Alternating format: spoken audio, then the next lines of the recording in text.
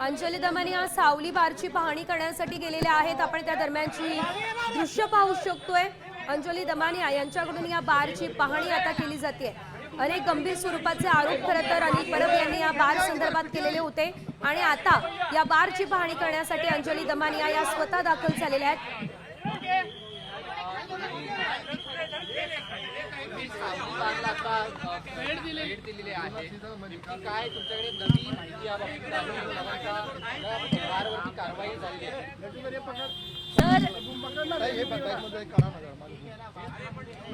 महाराष्ट्राचे गृह राज्यमंत्री यांचा जर डान्स बार असला आणि तो सुद्धा परवाना त्यांच्या आईच्या नावाने आहे असं असताना त्याची सगळी माहिती घेण्यासाठी आज मी इथे आले।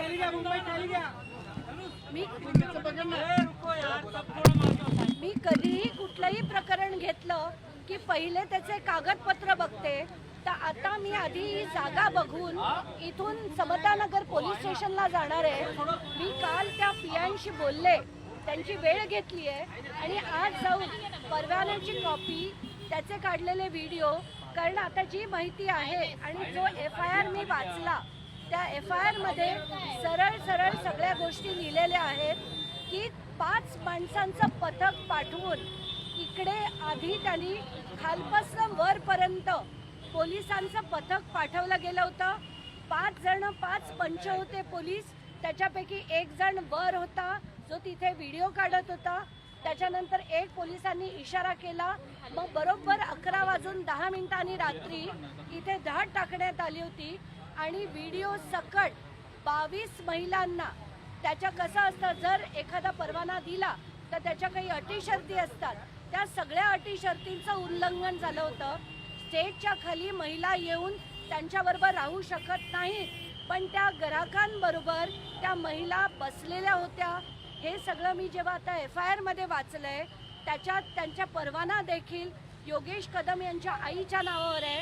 तर हे जे म्हटलं जात आहे, आधी म्हणाले ऑर्केस्ट्रा आहे, तर हा ऑर्केस्ट्रा नाही आहे, कारण त्याच्या व्हिडिओ सकट सगळे डिटेल्स पोलिसांकडे आहेत। यानंतर जेव्हा कळतंय की त्यांनी सांगितलं की माझं नाव होतं पण मी ते चालवायला तिसऱ्याला दिलं होतं, तर चालवायला दिलेलं नव्हतं, कारण परवानाच मुळी योगेश कदम यांच्या आईच्या नावावर आहेत आणि जी बाकीची माणसं होती ती मॅनेजर, कॅशियर, म्हणजे ती नोकरदार माणसं होती।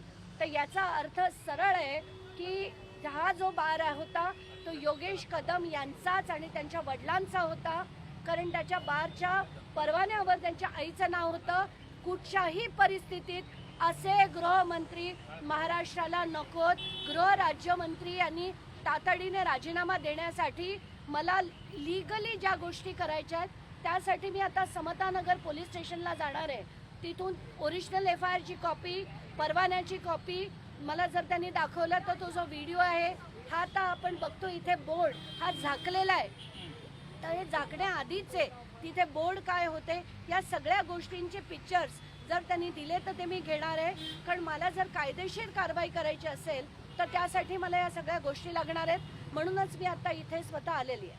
यांच्याकडे हे सगळे पुरावे आहेत आणि आज ते मुख्यमंत्री जर त्यांना भेटले तर त्यांच्या पुढे हे सगळे पुरावे, व्हिडिओ सकट, FIR कॉपी सकट सगळे पुरावे जे ते मुख्यमंत्र्यांना देणार आहेत आणि त्यांनी ही सेम मागणी केलेली आहे की गृहराज्यमंत्र्यांनी ताबडतोब राजीनामा द्यावा। तुम्हाला वाटतं का की अनिल परबांना जसं 3-4 दिवसामध्ये सगळ्या गोष्टी मिळाल्या तशा तुम्हाला सहज मिळतील? नाही, आता पोलिसांशी मी जेव्हा काल बोलले तेव्हा त्यांनी मला सांगितलं की आम्हाला काहीच प्रॉब्लेम नाही द्यायला आणि FIR इज ऑलवेज FIR हे नेहमी पब्लिक डॉक्युमेंट असतं, हे कुठलेही पोलीस नकार देऊ शकत नाहीत द्यायला। त्यामुळे परवान्याची कॉपी आणि FIR ची कॉपी ही पोलिसांना मला द्यावीच लागेल आणि अनिल परबांनी त्यांचं काम केलं असेल, ते अमुक एका पक्षाचे आहेत, त्यांनी त्यांचा लढा द्यावा। मी कधीही कुठल्याही राजकीय लोकांशी बोलत नाही, मी कोणाशीही त्या अनिल परब काय किंवा कोणीही काय कोणाशीही बोललेलं नाही आहेत। मला जो योग्य लढा वाटतो की माझ्या राज्याचे गृहराज्यमंत्री हे जर डान्स बार चालवत असतील तर अतिशय दुर्दैवी आहे आणि मुद्दाम पुन्हा एकदा सांगते की असाच एक डान्स बार बीडला होता, म्हणून मी त्यांची भेट घ्यायला त्यांना मी सगळे त्याचे व्हिडिओ पाठवले होते त्यांची भेट घ्यायला मी थेट मंत्रालयात गेले होते. आपल्यापैकी अनेक पत्रकार तिथे देखील असतील. तर त्याच्या डान्स बार बंद होण्यासाठी मी त्यांना भेटायला गेले होते. तेव्हा मला माहीत नव्हतं, कारण त्यांनी तेव्हा त्याच्यावर कुठलीही कारवाई केली नव्हती. मला कळलं नाही की योगेश कदमांनी ती कारवाई का केली नाही. तेच व्हिडिओ मी तेव्हा मुख्यमंत्र्यांकडे पाठवले. त्या दिवशी त्या डान्स बारवर रेड होऊन तिथे कारवाई झाली होती.